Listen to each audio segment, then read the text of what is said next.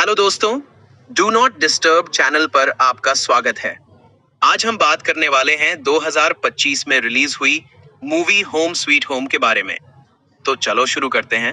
आधी रात को एक घायल आदमी जिसका नाम मेक है पुलिस से भागने की कोशिश करते हुए शहर से भागता है। वह एक गली में गिर जाता है और हंसता है क्योंकि उसे लगता है कि वह बच नहीं पाएगा। अचानक उसका गिरा हुआ खून ऊपर तैरने लगता है और एक रहस्यमयी नकाबपोश व्यक्ति उससे कहता है कि अगर मेक उसे अपनी निष्ठा दे तो वह उसे जीवित रखेगा। मेक के पास स्वीकार करने के अलावा कोई विकल्प नहीं है, इसलिए अजनबी अपनी शक्ति का उपयोग करके उसे उठाता है और समझौते को सील करता है, जिससे मेक का शरीर चमकने लगता है और दर्द से चिल्लाने लगता है। जब पुलिस अंततः गली में पहुंचती है तो उन्हें दीवार पर खून की धार दिखती है। जल्द ही अराजकता सड़कों पर हावी हो जाती है और लोग राक्षसों के हाथों हर जगह मर रहे हैं, जबकि नकाबपोश अजनबी शांति से देख रहा है। जब विशाल लपटें सब कुछ जला देती हैं, तब पता चलता है कि यह वास्तव में चैन नामक एक भिक्षु का दर्शन है। वह तुरंत अपनी चीजें इकट्ठा करता है और अपने मालिक को बताता है कि उसके पिता, जिन्हें नेक्रोमांसर विचियन के नाम से जाना जाता है, पृथ्वी पर लौट आए हैं, इसलिए उसे रोकने के लिए उसे जाना होगा। इस बीच जैक और उसका परिवार बैंकॉक पहुंचता है। माना जा रहा है कि वे छुट्टियां मनाने जा रहे हैं, लेकिन जैक काम से फोन उठाना बंद नहीं करता। उसकी पत्नी प्रैंग उसे डांटती है और उसे अपने परिवार को प्राथमिकता देने की याद दिलाती है। जैक पुलिस वाले के रूप में अपने दिनों को याद करते हुए बेहतर करने का वादा करता है। जब वे पीछे मुड़ते हैं, उन्हें पता चलता है कि उनकी बेटी लू जा चुकी है। दंपति हताश होकर शहर का हर कोना खोजना शुरू कर देते हैं और थोड़ी देर दौड़ने के बाद वे लू को एक पुल पर चैन के साथ बातें करते हुए पाते हैं। वे लू को अकेले भागने के लिए डांटते हैं और चैन को उसका ख्याल रखने के लिए धन्यवाद देते हैं, लेकिन चैन उन्हें यह कहकर आश्चर्यचकित कर देता है कि वह पहले से ही जैक का नाम और चेहरा जानता है। चैन का कहना है कि उनकी मुलाकात किस्मत में थी और जैक एक ऐसा व्यक्ति है जो रक्त चंद्रमा के नीचे मृत्यु में पैदा हुआ है। उसे द्वारों का रक्षक कहते हैं। वह जैक को चेतावनी देता है कि उसे बड़ी चुनौतियों का सामना करना पड़ेगा और वह सब कुछ खो देगा। लेकिन जैक सोचता है कि चैन एक पागल आदमी है और अपने परिवार के साथ वहां से चला जाता है। बाद में मॉल में लू की टी शर्ट पर आइसक्रीम लग जाती है, तो प्रैंग उसे धोने के लिए बाथरूम में ले जाती है। उसी समय मेक मॉल में प्रवेश करता है, आदमी से टकराता है। उसे मारने के लिए बंदूक निकालने से पहले उसे लॉलीपॉप थमा देता है। लोग घबरा जाते हैं और भागने की कोशिश करते हैं, जबकि मेक अंधाधुंध गोलीबारी जारी रखता है, जिससे दुकानदारों और कर्मचारियों दोनों की मौत हो जाती है। बाहर निकलने के लिए एक बड़ी भीड़ दौड़ रही है, लेकिन जैक अपने परिवार के पास पहुंचने के लिए भीड़ को धकेलता है और उन्हें बाथरूम में छिपने के लिए कहता है, जबकि वह मदद करने की कोशिश करता है। जब अधिकारी अराट आता है और मॉल से होकर अपना रास्ता बनाना शुरू करता है, तो जैक सावधानी पूर्वक लोगों को छिपे रहने के लिए कहता हुआ इधर उधर घूमता है। जब मेक का ध्यान खून से सनी गुड़िया की वजह से भटक जाता है, तो जैक अपनी बंदूक लेकर बाहर आता है और मेक से अपना हथियार नीचे गिराने को कहता है। मेक बेफिक्र दिखता है जब वह अपनी गुड़िया का इस्तेमाल करके बचकानी आवाज बात करता है, अमेरिकी होने का मजाक उड़ाता है और लू और आइसक्रीम का जिक्र करता है। जैक ने मेक को धमकी दी कि अगर उसने आत्मसमर्पण नहीं किया तो वह उसे मार देगा, लेकिन मेक ने गोली चला दी, जिससे जैक को फिर से छिपना पड़ा।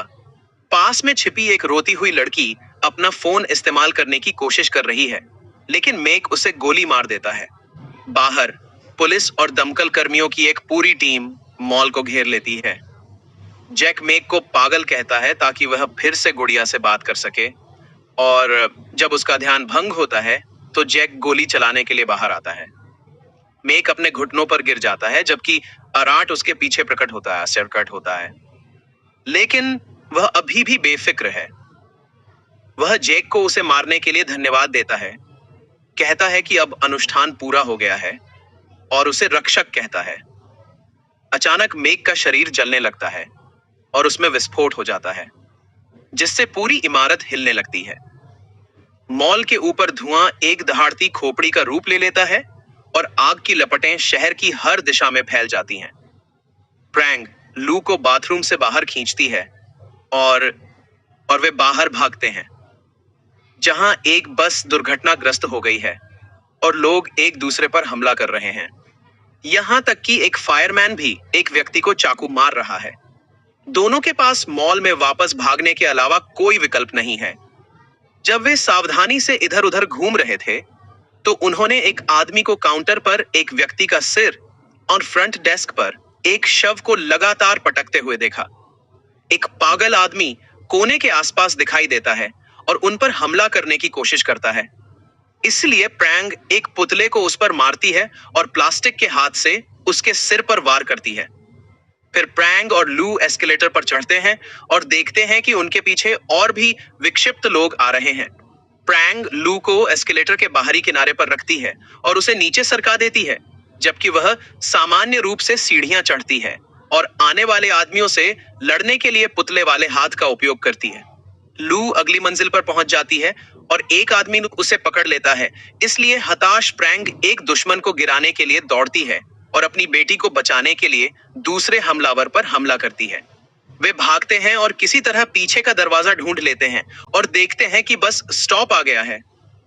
ड्राइवर बाहर आता है और एक अन्य व्यक्ति द्वारा उस पर हमला किया जाता है, जिससे लड़ाई शुरू हो जाती है। प्रैंग लू के साथ भागने की कोशिश करती है, लेकिन उसे हर कोने पर हिंसा, हथियार, आग और कार दुर्घटनाएं मिलती हैं। काफी भागने के बाद वे एक किराने की दुकान के अंदर छिपने में कामयाब हो जाते हैं। प्रैंग का सेल फोन काम नहीं कर रहा है, इसीलिए वह सावधानी से इधर उधर जाती है और काउंटर पर मौजूद व्यक्ति को नजरअंदाज कर स्टोर का फोन इस्तेमाल करती है, लेकिन वह भी काम नहीं कर रहा है। उसी समय एक राक्षस आदमी दुकान में प्रवेश करता है और शरीर की जांच करने से पहले कुछ उत्पाद फेंकता है। फिर वह जगह खोजना शुरू कर देता है ताकि लू को छिपने के लिए लगातार आगे बढ़ना पड़े। दुर्भाग्यवश वह तब चौंक जाती है जब बाहर खिड़की से एक शव टकराता है और अजनबी उसे ढूंढ लेता है। जब वह हमला करने वाला होता है तो प्रैंग उसे पीछे से मारकर गिरा देती है। इस बीच जैक और अराट जाग जाते हैं, बिना यह समझे कि वे कैसे बच गए, क्योंकि वे विस्फोट के बहुत करीब थे। उन्होंने यह भी देखा कि आसपास कोई शव नहीं है। अराट को कुछ खून के धब्बे मिले और उसने देखा कि वे बहुत पुराने हैं। जब उन्हें कुछ आवाजें सुनाई देती हैं, तो वे जांच करने जाते हैं और एक महिला को हाथ में चाकू लिए हुए पाते हैं। वह पलटकर एक राक्षसी चेहरा दिखाती है और अराट पर छुरा घोंपकर उसे मार डालने के लिए उस पर कूद पड़ती है। जैक ने गोली चला दी, लेकिन गोलियां कुछ नहीं कर सकीं और महिला ने उस पर हमला कर दिया, जिससे लड़ाई शुरू हो गई। कुछ संघर्ष के बाद जैक उसके सिर पर वार करके उसे बेहोश करने में कामयाब हो जाता है। इसके बाद जैक भागकर छिप जाता है, लेकिन महिला जल्दी से ठीक हो जाती है और उसे ढूंढने आती है। अचानक उसके अंग बढ़ जाते हैं और वह छत पर रेंगने के लिए कूद पड़ती है। जैक लगातार इधर उधर छिपता रहता है, लेकिन अंततः महिला उसे ढूंढ लेती है और उसे बाहर खींच लेती है।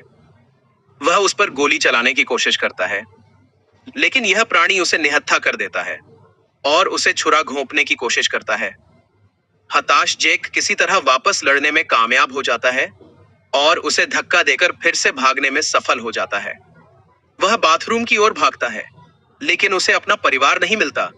जब वह मॉल के बाकी हिस्सों की तलाशी लेता है, तो जैक को पता चलता है कि सारा खाना सड़ा हुआ है। जल्द ही महिला फिर से उस पर हमला करती है, तो वह उसे कुर्सी से मारता है और भागने की कोशिश करता है। वह तुरंत एक और हमले के साथ उसका रास्ता रोकती है, इसलिए जैक पास में लटके कुछ केबलों को पकड़ता है और उसे कुछ सजावट से बांधने के लिए उसके चारों ओर लपेटता है। वह उसे कई बार मारता है, लेकिन कोई फायदा नहीं होता, इसलिए वह उसे वहीं छोड़ने का फैसला करता है। प्रैंग और लू में वापस आकर वे दुकान से निकलकर बस स्टेशन पर पहुंचते हैं, जहां लोग एक दूसरे पर हमला करना जारी रखते हैं। दोनों चुपके से घूमने की कोशिश करते हैं और एक आदमी उनका रास्ता रोकता है, इसलिए वे उससे बचने के लिए बस के नीचे रेंगते हैं। लू ने एक वाहन को देखा जिसमें सामान्य लोग उन्हें इशारा कर रहे थे, इसलिए वे एक जगह खुलने का इंतजार करते हैं और अंदर जाने के लिए दौड़ पड़ते हैं। ड्राइवर उन्हें बताता है कि बस चलती है। चाबियां बाहर गिर गई थीं और कोई भी उन्हें वापस लेने की हिम्मत नहीं करता। प्रैंक बाहर भागती है और जल्दी से चाबियां पकड़ लेती है। लेकिन जब वह बस में वापस जाने वाली होती है तो दो पागल आदमी उसे वापस खींच लेते हैं। लू रोती है क्योंकि वह अपनी मां का हाथ पकड़ने में असफल रहती है। लेकिन शुक्र है कि आखिरकार एक यात्री बाहर आता है और प्रैंक को बचाने के लिए पुरुषों से लड़ता है, जबकि वे यात्री को हिंसक पुरुषों द्वारा मार डाला जाता देखते हैं। दुर्भाग्यवश बस ज्यादा दूर नहीं जा सकती क्योंकि सड़क लावारिस कारों से अवरुद्ध है। इसलिए प्रैंग और लू को पैदल ही आगे बढ़ना पड़ता है। कुछ ही क्षण बाद वे अपने होटल पहुंचते हैं और वहां भी शव पाते हैं। जब वे ऊपर जाते हैं वे देखते हैं कि एक आदमी एक महिला से लड़ रहा है और फिर उनकी ओर आ रहा है। प्रैंग एक बैगेज ट्रॉली को ढाल की तरह इस्तेमाल करती है और हमलावरों को पीछे धकेलती है, उन्हें गिरा देती है। गलियारे के अंत में एक और आदमी दिखाई देता है और प्रैंग उस बोतल से मारती है, इससे पहले कि वह और लू अंततः अपने कमरे में सुरक्षित पहुंच पाते हैं। जब वे खिड़की से बाहर देखते हैं तो उन्हें पूरा शहर जलता हुआ दिखाई देता है। प्रैंक कमरे का फोन आजमाती है लेकिन वह भी काम नहीं करता। मॉल में जैक घूम रहा है और देखता है कि सभी स्क्रीन खराब हो गई हैं। उसे यह जानकर आश्चर्य होता है कि महिला बंधन से बच निकली है और अभी भी उसे ढूंढ रही है। वह दीवार पर बहते खून के पास पहुंचती है और उसे पार कर जाकर जाती है। इसलिए जैक उसका पीछा करने का फैसला करता है। यह अजीब पोर्टल उसे सीधे बस स्टेशन पर छोड़ देता है, जो खाली प्रतीत होता है।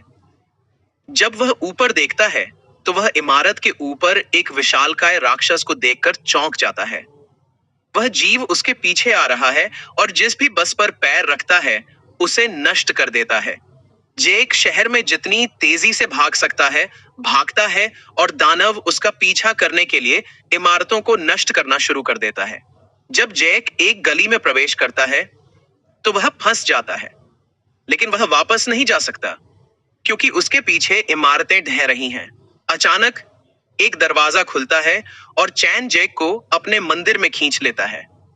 चैन बताते हैं कि वे एक वैकल्पिक वास्तविकता में हैं, जिसे हिंड्रेंस कहा जाता है, जो स्वर्ग और नरक के बीच का क्षेत्र है। यह उन आत्माओं के लिए एक जगह है जो अपना रास्ता खो चुके हैं और जैक को अपने कार्यों के लिए जवाबदेह ठहराया जाना है। मेक को अनुष्ठान पूरा करने में मदद करके जैक ने नरक के द्वार खोल दिए हैं और पृथ्वी पर राक्षसों को मुक्त कर दिया है। मेक को हेरफेर करने वाला व्यक्ति चैन का पिता विचियन था, जो एक बहुत शक्तिशाली नेक्रोमांसर है जो वापस लौटने की कोशिश कर रहा है। चूंकि जैक ने गेट खोला है इसलिए उसके पास इसे बंद करने की शक्ति भी है, जो उसे कीपर बनाती है। यह उसकी नियति है क्योंकि उसका जन्म रक्त चंद्रमा के तहत हुआ था और इस प्रक्रिया में उसकी मां की मृत्यु हो गई। जैक कुछ भी नहीं समझता है और केवल अपने परिवार की परवाह करता है। इसलिए चैन बताता है कि गेट बंद करके वह बाकी दुनिया के साथ अपने परिवार को बचाएगा। उन्हें जल्दी करने की जरूरत है क्योंकि दानव हर आत्मा को खाने के साथ मजबूत होता जाता है। पहला कदम मेक को ढूंढना है। इसलिए जब दोनों अपनी खोज शुरू करते हैं, चैन कहानी का अधिक हिस्सा साझा करता है। विचियन एक बहुत लालची भिक्षु हुआ करता था जिसने अपने गुरु के ग्रंथों को चुरा लिया था, जिससे उसकी आत्मा भ्रष्ट हो गई और उसका भौतिक मानव शरीर नष्ट हो गया। एक हताश विचियन ने अपने ही बेटे पर कब्जा करके शरीर पाने की कोशिश की। हालांकि उसकी पत्नी ने उसे नीचे गिराकर अनुष्ठान में बाधा डाली और विचियन की आत्मा को इस वास्तविकता से निर्वासित कर दिया गया। असफल कब्जे ने चैन को आत्मा ऊर्जा अवशोषण और वास्तविकताओं के बीच यात्रा करने के बारे में बहुत सारा ज्ञान दिया। कहानी तब बाधित होती है जब जैक छत पर एक महिला को एक राक्षस द्वारा घेर लिया जाता है। चैन कहता है कि उनके पास समय नहीं है, लेकिन फिर भी जैक उसकी मदद करने के लिए दौड़ता है और उसे मॉल की पीड़ितों में से एक के रूप में पहचानता है। वह रोती है जब उसे याद आता है कि क्या हुआ था। उस समय विशाल राक्षस पास में प्रकट होता है और इमारत को नष्ट करना शुरू कर देता है। इसलिए जैक भागते समय लड़की को अपने साथ खींचता है। दुर्भाग्यवश राक्षस उसे पकड़ लेता है और खा जाता है। राक्षस के जाने के बाद जैक चैन से फिर मिलता है और बताता है कि लड़की को नहीं पता था कि वह मर गई है। उसे याद आता है कि मॉल में विस्फोट बहुत बड़ा था और वह निष्कर्ष निकालता है कि वह भी मर चुका है, जिसकी पुष्टि चैन करता है। जब जैक और चैन शहर पार कर रहे होते हैं तो वे एक पंख वाले राक्षस को अपना पीछा करते हुए देखते हैं। वे एक इमारत में घुसते हैं और इन राक्षसों को और अधिक पाते हैं। पीछा करने वाला उनके ठीक पीछे उतरता है। जब राक्षस हमला करते हैं तो चैन अपने कर्म और प्रभावशाली मार्शल आर्ट कौशल का उपयोग करके उनसे लड़ता है। उन्हें इतना डराता है कि वे उसका पीछा करना बंद कर देते हैं। जैक और चैन ऊपर की ओर भागते हैं और एक थिएटर में प्रवेश करते हैं जो राक्षसों से भरा है। इसलिए वे स्क्रीन के सामने एक विशिष्ट स्थान तक पहुंचने के लिए जितनी तेजी से संभव हो भागते हैं, जहां चैन एक पोर्टल खोल सकता है। बस एक सेकंड में दोनों भौतिक दुनिया में पहुंच जाते हैं। जैक आईने में देखता है और पाता है कि उसने अराट के मृत शरीर को अपने कब्जे में कर लिया है। चैन उसे एक प्राचीन बंदूक देता है जिसमें विशेष गोलियां और एक विशेष चाकू होता है। ये दो ही हथियार हैं जो मेक को मार सकते हैं। इस बीच मेक ने जैक के शरीर पर कब्जा कर लिया है और इसका इस्तेमाल प्रैंक के साथ होटल के कमरे में जाने के लिए कर रहा है। परिवार उसके बारे में चिंतित है, लेकिन मेक नहीं जानता कि उनके साथ कैसे संवाद करे और वह दर्पण में अपने असली रूप को देखता रहता है। लू बहुत सारे सवाल पूछती रहती है, इसलिए मेक मॉल से जली हुई गुड़िया बाहर ले आता है। अचानक कमरे का फोन बजने लगता है और मेक खुशी से नोट्स लेते हुए कॉल उठाता है। जब तक चैन और जैक कमरे में प्रवेश करते हैं, मेक और परिवार जा चुके होते हैं और केवल गुड़िया ही बची रहती है। चैन को फोन के बगल में मेक का नोट मिलता है, जबकि जैक लू को मदद के लिए चिल्लाते हुए सुनता है। वह खिड़की से बाहर देखता है और उसे पूल के पास देखता है, इसलिए वह तुरंत होटल से बाहर निकल जाता है। और जैसे ही मेक आगे बढ़ता है, जैक रास्ते से हट जाता है। दोनों पुरुषों के बीच लड़ाई शुरू हो जाती है। मेक जल्दी से उसे निहत्था कर देता है और वे दोनों पूल में गिर जाते हैं। पानी में लड़ाई जारी रहती है और जैक विशेष चाकू निकालता है, लेकिन जब वह मेक को चाकू मारने वाला होता है, मेक जादुई बंदूक उन पर तान देता है और उन्हें रुकने के लिए कहता है। लू उस इशारे के बारे में पूछती है जो वह हमेशा अपने पिता से वादे करने के लिए करती है। अराट के शरीर का उपयोग करके करता है। प्रैंक बंदूक चलाती है और दुर्भाग्यवश जैक को मार देती है, जिससे वह वापस हिंड्रेंस में चला जाता है, जहां उसकी आत्मा को एक राक्षस काट लेता है। वास्तविक दुनिया में मेक जैक के शरीर का उपयोग करना जायज है और प्रैंक से बंदूक ले लेता है, जबकि लू जोर देकर कहती है कि यह उसके असली पिता नहीं है। अचानक दीवार पर एक रक्त पोर्टल दिखाई देता है और मेक उन्हें उसका अनुसरण करने के लिए कहता है। हिंड्रेंस में जैक की आत्मा को चैन द्वारा बचाया जाता है, जिसके पास अभी भी मेक द्वारा होटल के कमरे में छोड़ा गया नोट है। यह पता चलता है कि मेक विचन के संपर्क में था, जिसने उसे नरक के द्वार अनुष्ठान स्थल को खोजने के निर्देश दिए थे। दोनों इन निर्देशों का पालन करते हुए जंगल में एक परित्यक्त घर ढूंढते हैं, जहां नरक के द्वार को चिह्नित करने के लिए एक बड़ी आग जल रही है। वास्तविक दुनिया में मेक प्रैंग और लू को एक ही स्थान पर लाता है, जहां उसे कुछ भूत प्रेत से ग्रस्त पंथी और नकाबपोश अजनबी मिलते हैं, जो वेप्था सेस्विचियन होता है। चूंकि बड़ा दानव अभी भी आसपास है, जैक और चैन सावधानी से तब तक छिपते हैं जब तक उन्हें सही जगह नहीं मिल जाती और चैन एक नया पोर्टल खोल देता है। विचन लू के शरीर को गेट के ऊपर तैराता है और अनुष्ठान पूरा करने के लिए उसे मारने के लिए तैयार हो जाता है, जिससे वह एक देवता बन जाएगा, लेकिन उसे जैक द्वारा बाधित किया जाता है। लड़ाई तब शुरू होती है जब पंथवादी जैक पर हमला करते हैं, जो प्रभावशाली युद्ध कौशल और विशेष चाकू का उपयोग करके उनसे एक एक करके लड़ता है और उन सभी को मार डालता है। मेक भी लड़ाई में शामिल हो जाता है और विशेष बंदूक से जैक को गोली मारने की कोशिश करता है, लेकिन कुछ वार के बाद वह निहत्था हो जाता है। जबकि पुरुष लड़ते रहते हैं, प्रैंग उसे पकड़ने वाले गुंडे से मुक्त होने में कामयाब हो जाती है। वह विचन के हाथ पर गोली चलाती है ताकि वह लू को चाकू मारने से रोक सके, लेकिन पंथवादी अचानक उससे भिड़ जाता है और उसे गिरा देता है। प्रैंग उसे नीचे लाने के लिए जमीन से गिरा हुआ चाकू उठाती है और जैक अपना ब्लेड दूसरे आदमी पर फेंकता है जो उसे पकड़ने वाला होता है। मेग के पास एक चाकू भी है और वह जैक पर तब तक वार करता रहता है जब तक कि प्रैंग अपने पति पर बंदूक नहीं फेंक देती, जिससे जैक को आखिरकार मेग को गोली मारने का मौका मिल जाता है। उसकी आत्मा को तुरंत ही हिंड्रेंस में भेज दिया जाता है, जहां विशाल दानव उसे तुरंत खा जाता है। इसके बाद चैन विचियन के सामने आता है और उसका ध्यान भटकाए रखता है ताकि जैक उसे पीछे से छुरा मार सके। मरने से पहले विचियन ने बताया कि गेट बंद करने का एकमात्र तरीका यह है कि जैक उसे पार करे। चैन बताते हैं कि उन्हें कोई वैकल्पिक रास्ता खोजने की उम्मीद थी, लेकिन ऐसा कोई रास्ता नहीं है। अपने भाग्य को स्वीकार करते हुए जैक अपने परिवार को अलविदा कहने जाता है और पहले उनके लिए वहां न होने के लिए माफी मांगता है। वह अग्निद्वार की ओर चलने से पहले उनसे आखिरी बार गले मिलता है, जो उसे तुरंत नरक में पहुंचा देता है। जब जैक दूसरी तरफ गेट तक पहुंचता है तो उसका शरीर जलने लगता है, जिससे वह प्रभावी रूप से गेट बंद कर देता है। भौतिक दुनिया सामान्य हो जाती है और प्रैंग लू को उसकी दादी के घर रहने के लिए ले जाती है। कुछ समय बाद एक रहस्यमयी महिला गेट पर अपनी शक्ति का इस्तेमाल करती है और कहानी यहीं पर खत्म होती है।